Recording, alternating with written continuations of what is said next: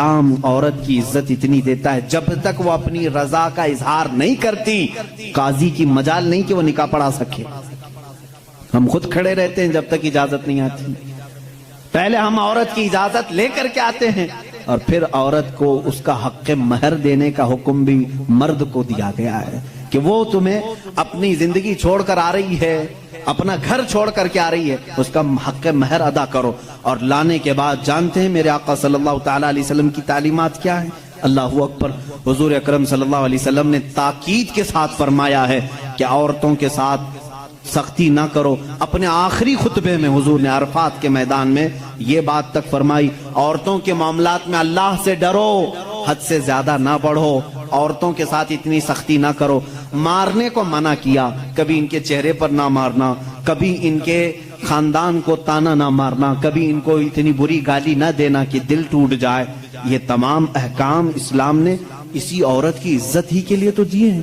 اور پھر جس وقت وہ آئے, بزرگوں نے یہ رواج بھی رکھا ہے کہ ہم اپنی بیٹیوں کو اپنے گھروں سے قرآن پاک دے کر کے رخصت کرتے ہیں, قرآن کے ساتھ اسے بھیجتے ہیں. اور گھر لانے کے بعد جانتے ہیں یہ اعلیٰ حضرت رضی اللہ تعالیٰ عنہ نے لکھا بھی ہے.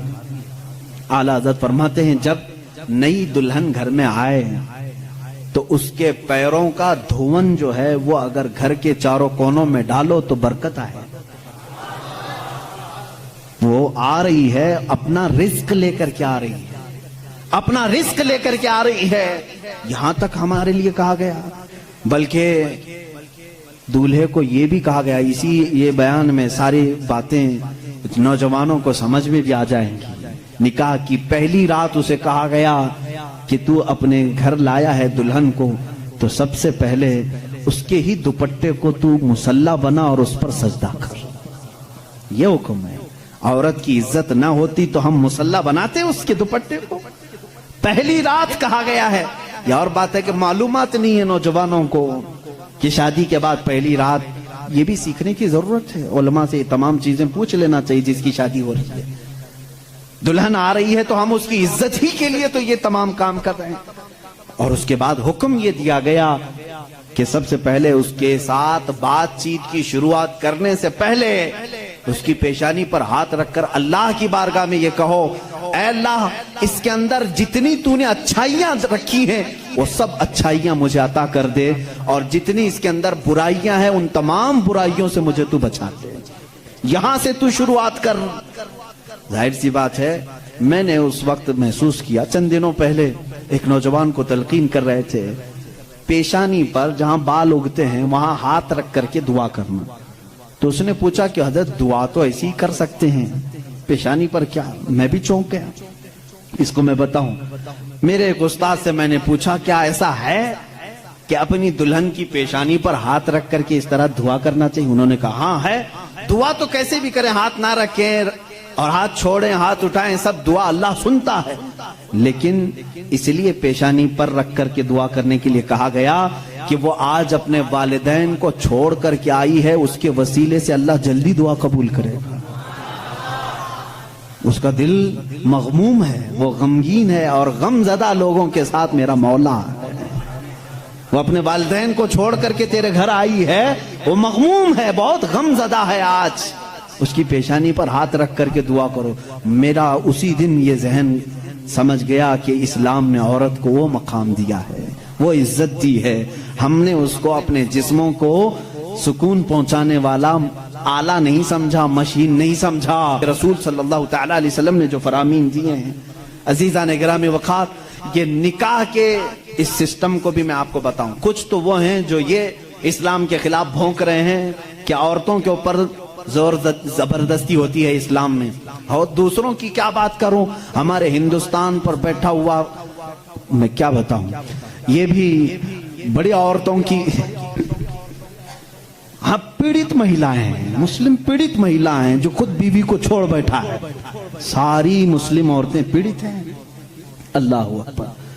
وہ خود اپنی بیوی کو دیکھنے نہیں جا سکا, زندگی ختم ہونے آ. مسلمان ہاں, اگر اے مسلمانوں کوئی بھی ہم میں سے عورت پر زور زبردستی کرتا ہے, یاد رکھو میں تمہیں بتاؤں کہ قرآن کہ قیامت کے دن اللہ जानवरों पर भी उठाए हुए हाथ का फैसला लेगा तो औरत की बात तो दूर की है। मेरा अकीदा तो यह है, एक औरत ने बिल्ली को बांध रखा था, बुखारी शरीफ में है, वो मर गई बिल्ली, और वो औरत बहुत इबादत गुजार थी, लेकिन अल्लाह ताला ने फैसला फरमाया कि इस औरत को जहन्नम में डालो।